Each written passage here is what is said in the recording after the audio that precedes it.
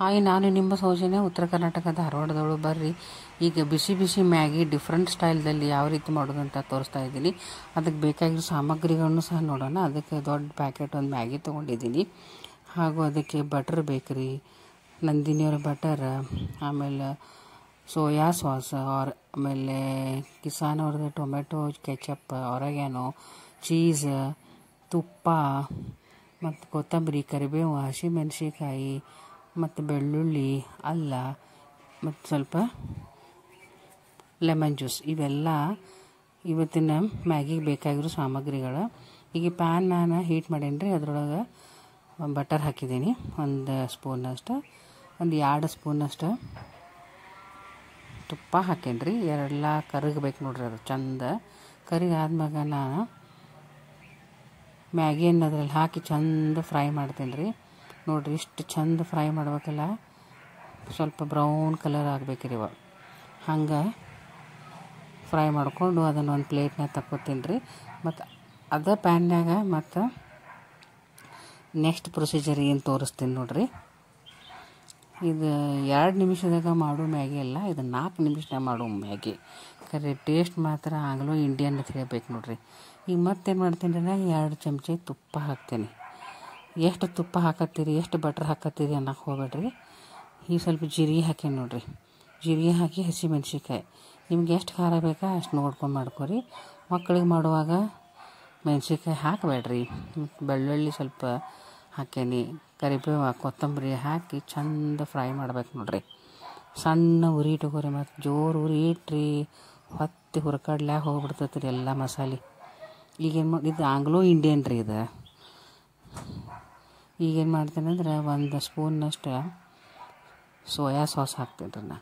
ಇದು soya sauce ಮಾತ್ರ skip ಮಾಡಬೇಡ್ರಿ. ಸೋಯಾ ಸಾಸ್ ಇದ್ರೂ ಇದಕ್ಕೆ ಟೇಸ್ಟ್ ಬರ್ತೈತಿ.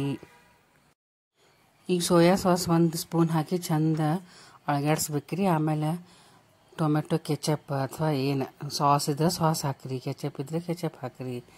ಮತ್ತೆಲ್ಲ ಚಂದಂಗೆ ಹಿಂಗೆ ಕಲಿಸ್ಬೇಕು ನೋಡಿರಿ. ಅದೆಲ್ಲ ಒಂದೇ ಜೀವ ಆಗ್ಬೇಕು.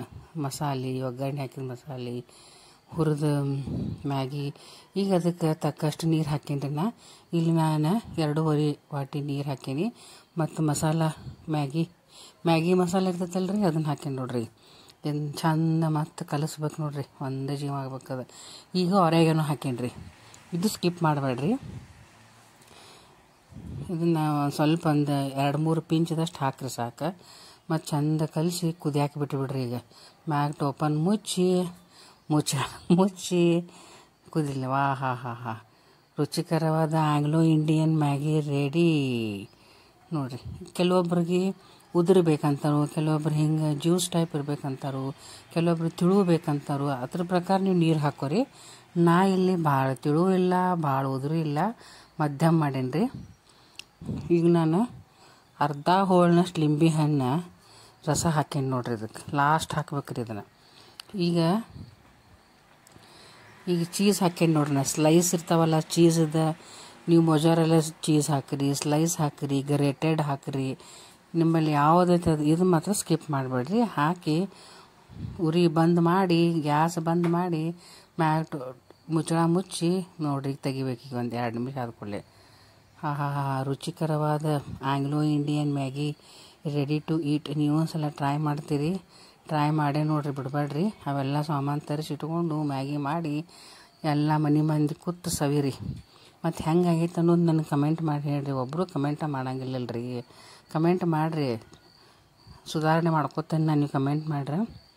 ಸೊ ಇವತ್ತಿನ ನನ್ನ ಈ ರೆಸಿಪಿ ನಿಮಗೆ ಇಷ್ಟ ಆಗಿದ್ದಲ್ಲಿ ಲೈಕ್ ಮಾಡಿ, ಕಮೆಂಟ್ ಮಾಡಿ ಮತ್ತು ಶೇರ್ ಮಾಡಿ. ಮತ್ತೆ ಒಂದು ಹೊಸ ರೆಸಿಪಿಯೊಂದಿಗೆ ನಿಮ್ಮನ್ನು ಭೇಟಿಯಾಗುತ್ತೇನೆ. Until then, bye, see you.